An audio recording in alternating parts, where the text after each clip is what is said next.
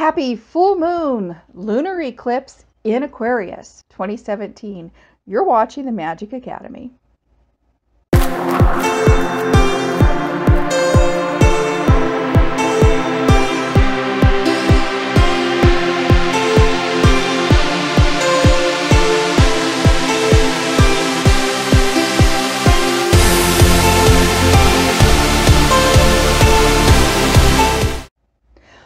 Welcome to the channel, you guys. Today we're going to be talking and discussing about all these meanings with this lunar eclipse during this full moon in Aquarius and what that means for us. So this full moon lunar eclipse in Aquarius, and you know, what does that mean exactly? How is that going to play out? An eclipse is not really a full moon, right? Or is it? Okay, so first let's look at the full moon and where it falls. The name of this full moon, in other words, because we're having this one in August, this full moon is associated with the Lunasa that we just had, the grain harvest that we just had. So this is the grain moon. There are other names for this moon. It depends on the tribe or area of the world that has named the moon for their religion and their way of life at that time, for what they named the moon for. I like going by the grain moon for August because it goes with what we just did, which is the harvest time. And we are just going into the rest of the harvest year. This is the end of the wheel, you guys, that we're going into, that we're having right now. And this grain moon has some great meanings, so we don't want to miss out on that. But you can definitely draw on the other meanings as well, if that's what you want to do. Okay, so this grain moon is the full moon for August, and it's the closest to Lunasa in August. So what does the grain have to do with anything? Why is that important? What kind of meanings can we get from the grain? When we're talking about the grain moon, we're talking about the corn kernel of the wheat and barleys that were really popular, that we used back in the old world, previous to discovery in America. So before we knew what corn on the cob was. So when we talk corn, that's a name that we gave to corn on the cob because of its kernels. But we're talking about all of the kernels and grains that we harvested in our old world before that, and the meanings that we had from those. Okay, so wheat and barley are the two main ones. What about that? What about the wheat? What about the barley? Well, the focus magic that we can use from their meanings are health and wealth, because the wheat kernel is very full of nutrients, extremely packed with body-sustaining rich nutrients. So definitely you can work magic for anything to nurture your body, to enrichness, you know, spiritually, magically, physically, you know, for your family, socially as well, business-wise, anything where you need nutrients, you know, just rich nutrients in the size of a kernel that you can harvest and store up and use all year long. That's the magic of the kernel of the corn grain. So we can use those correspondences in our magical life. Okay, that nutrient rich spell magic. Harvesting, you know, there are many things that we just wait on having an opportunity to have. Sometimes it's just our turn to have it. Sometimes we have to work for it and reap that harvest after, you know, but we don't always get it if we don't do the work and go out in the field and pick it up, you know, cut it down and harvest it. So, you know, harvesting our answers magically is another thing that is really important to focus on right now magically under this full moon. Colors and associations that we can go by. Anything to do with the colors of the wheat as it's mature. So gold, yellow, orange, red, garnet as well. Foods, wheat, so any of your breads or grain cereals. Barley and blackberries are really good this time of year for these correspondences. And the herbs would be jasmine, lavender, rosemary, or lemon. This is for the grain moon. We're going to get into the Aquarius part later in just a minute. So basically, these are the kind of things that you can bring into your grain magic, as well as crystals like citrine, garnet, moonstone, clear quartz, and black quartz as well. Now, let's talk about this moon, because she's full, but at the same time she's in an eclipse. So what does that mean? What is eclipse magic, lunar eclipse magic, and how does that work? One of the confusions for that is because at the new moon, the moon has gone dark and then it goes new, but that's on a different side of the earth, okay? So sometimes we think, okay, the moon's going to be going dark. Are we going to be having a new moon right after? What's going on? What magic applies here? Okay, so the new moon phase is different than this. The new moon phase, you would have the sun, the moon, and then the earth, okay? And as the moon passes between the sun and the earth, she turns dark and then starts turning new and begins her new rotation around the earth. Right now, she's not in between the earth and the sun. The earth is in between the sun, earth, and then the moon is on the farthest side of the sun, farthest side of the earth. And that's what happens when the moon turns full every 28 plus days. Why is this one different? Well, it just happens to be the angles. With the angles, she's going to be passing in a shadow of the earth. And so passing in that direction of the earth, that alignment with the earth, is going to bring her into an eclipse. So she won't be reflecting the sun. There won't be any sun bouncing off of her at that point in time. She will just appear, you know, it will look like a dark moon, but she's not a dark moon. That would be on this side of the earth. Okay, that would be on this side of the earth, and that's not where she's at. So she is still full, and she has special meaning when she does this. Many different special meanings, but some of the meanings that I've drawn from in my lifetime for this kind of moon.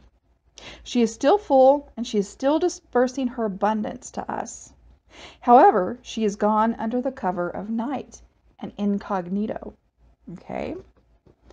So she's eclipsing into an incognito for us.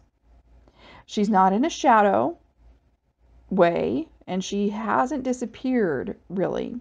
Instead of illuminating us with her light, like she normally does by reflecting the sun, she is walking and visiting here with us undercover. Okay, so it's kind of like she's gone undercover, or like the undercover boss, incognito kind of thing. So she's still giving out all her abundance, but she's also taking an incognito approach to visit with you and to come close to you. Okay, so for those of you that see fairies and have visions, she may show herself to appear faceless, veiled, and possibly even wearing a disguise like a hat, sunglasses, or something from nature like leaves or trees, things like that. Remember, visual appearances are communications, and spirit likes to communicate with us symbolically. So there will be personal meanings catered to what the seer understands. So it may be completely unique to you. So how do you work with the goddess when she's incognito, when she's become the undercover boss? Remember, this is a special visit. Prepare just as you would if a special dignity was visiting your neighborhood. Set out welcoming offerings and herbs of blessed water for her visit. Make a banner or special decorations honoring the moon. Don't think of her as a stranger, though. She is also a companion to us. She's part of us and flow with us. So think of her like a visiting friend. Make her a greeting card if you would like, filled with your sentiment for her. Hold a ritual and perform magic just the same as you would for any full moon, honoring her visit. Source is in our midst at the time when she's incognito and come to see us. She's taking a close-up look for us right now. So your intuition will be heightened, and you can definitely work any magic for secret desires right now. Meditations may be geared towards unlocking things that are hidden usually. Personal shadow work can also be done right now because that's a lot of hidden answers that we may seek about ourselves, and discovering those things that we keep undercover from ourselves. She's here to make change happen, to restart anything that you need and that you want to make right. Okay? So she's here to make the big adjustments for you and for your magic and for your life. She's getting to know you on a super personal level to really manifest the things that you need and overlook from time to time during normal moon phases. If you're needing change or improvement in your life, this is the time to make a list of the specifics. Clearing magic of any kind, uncrossing, road opening is also a really good thing to practice right now. She is in the house of Aquarius, so Aquarius magic applies. So let's go over some Aquarius correspondences. Aquarius is the element air, and it's a fixed sign. So why does the Aquarius have a water sign associated with it? It's the water bearer. So, but it is an air element. Okay. The ruling planet is Saturn and Uranus. It's the 11th house. Its direction is northeast. Its season is late winter. So you can see how this really applies to this moon. It really adds a lot of meaning to where we're at right now. Colors, violet, indigo, anything to do with the third eye. Aquarius is very psychic. Blue, yellow, and even violet white and white. Herbs can be lemon, lemon balm, lavender, rosemary, violet, comfrey, jasmine. And tarot cards are the Star and the Fool. Okay, so personality traits of the Aquarius. We're going to go over personality. When you're trying to figure out your correspondences for a zodiac, go through the personality. Whatever's in that personality, whatever magic you would work for that personality trait, in definition, is something that you can do, is the kind of magic that you can do with that zodiac. So we're going to go into magic for Aquarius secondly, but first, personalities are unconventional, idealistic, having idealism, higher thinking, eccentricity, thinking out of the box, inventive, original. Aquariuses can be misunderstood because of their forward thinking. Revolutionary, humanitarianism, calm waters, so to speak. They may seem detached or dreamy, very friendly and very easy to confide in, compelling, magnetic personas. Inwardly, they can be sensitive and even insecure. They have a high sense of intuition and vision, and they have a very heightened third eye, an active third eye.